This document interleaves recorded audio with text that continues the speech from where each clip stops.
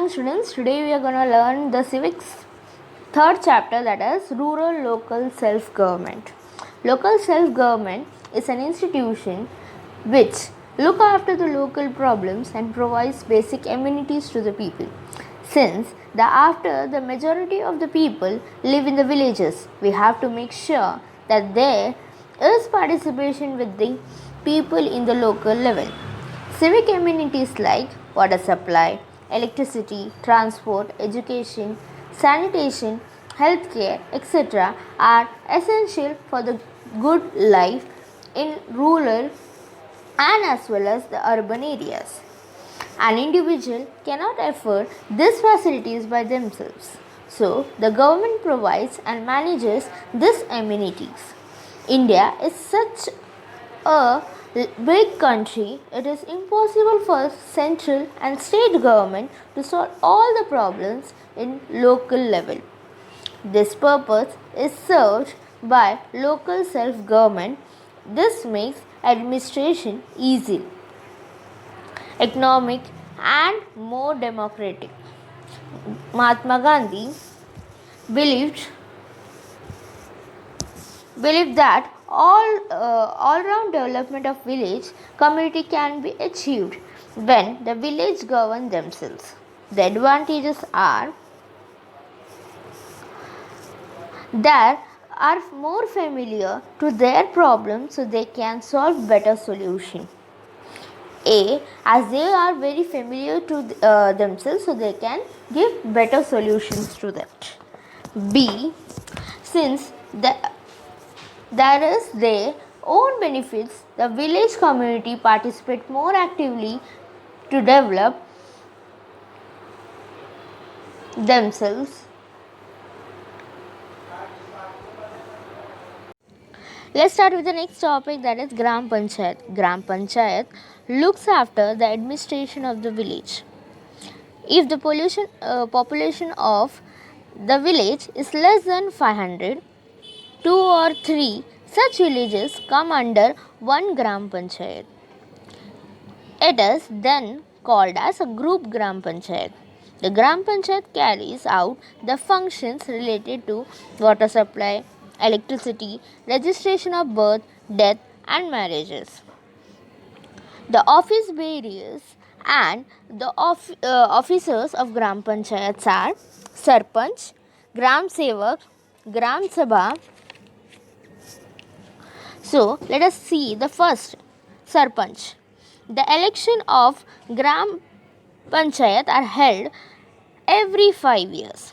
The meeting of Gram Panchayat are held under the chairmanship of Sarpanch. The Sarpanch is selected directly by the people. It is his responsibility to implement the different schemes of the village. The members of Gram Panchayat can bring a motion of no confidence against a Sarpanch who is not carrying out the responsibilities properly. In the absence of Sarpanch, the deputy Sarpanch looks after the work of Gram Panchayat. So here the election is being held of the people, and the people select the Sarpanch. Okay, and the Sarpanch, the election of this selection of this Sarpanch is held every 5 years, and the meetings are held with the chairmanship of the Sarpanch. Okay, if the Sarpanch is not there, the deputy Sarpanch can hold the meetings and all, and whatever the responsibilities to implement the development schemes, it is being done by the Sarpanch only. And let us see the next, that is Gram Sevak. He is the secretary of the Gram Panchayat. He is appointed by the Chief Executive Officer of Zilla Parishad. His main function is to look after the day-to-day functioning of Gram Panchayat, to explain its development scheme to the residents of the village. So, the Gram Sevak is the secretary of the Gram Panchayat, and it has been elected by the executive officer of Zilla Parishad. And its function is to see how the Gram Panchayat works, and whatever the development scheme is being selected by the Gram Panchayat to be shown to the people, the village people, is the responsibility of Gram Sevak. Let us see the next is Gram Sabha. The assembly of the voters of the village or rural area is the Gram Sabha. It is the most important organization of the people at local level. It is binding to hold at least 6 meetings of the Gram Sabha in each financial year. The responsibility of calling the meeting of Gram Sabha is with the Sarpanch. In the first meeting of each financial year, the Gram Sabha discusses the annual report and accounts submitted by the Gram Panchayat. The suggestions of Gram Panchayat are conveyed to the Gram Panchayat.